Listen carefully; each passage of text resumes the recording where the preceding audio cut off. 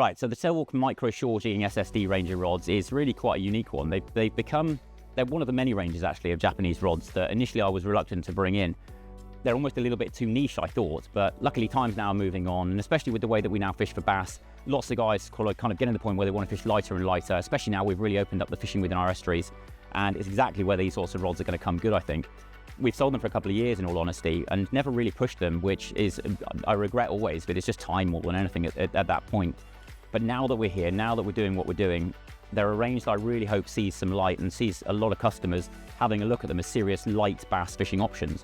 They are more than that. I mean, they actually sort of come into that spectrum of heavy LRF rods as much as they do light bass, but it's just lovely, whatever you want to call them, despite the fact they are named what they are, that they are this kind of lighter action and range of rods.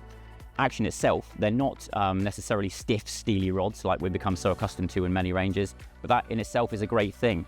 When you have some of these lighter bass rods that we look at in particular that are very popular, so many of them these days are a little bit different. They're becoming a little bit softer, a little bit more throughout. They don't bend all the way through when you're retrieving or catching fish, but being slightly softer makes them more forgiving when a fish takes, especially if you are straight retrieving lures. There's many rods we sell which are maybe more so for bottom bouncing or twitching lures. This is a range that's really going to suit the guys that are fishing a lot of small plastics on jig heads, things like that. They will work a small top water if you want to as well. Any little shad, any little plug, they'll do all of that, despite the fact, again, that they're technically designed for metals. They're far more than that. The 9.6 is rated to 30, 8.9 and 8.4 rated to 20 grams.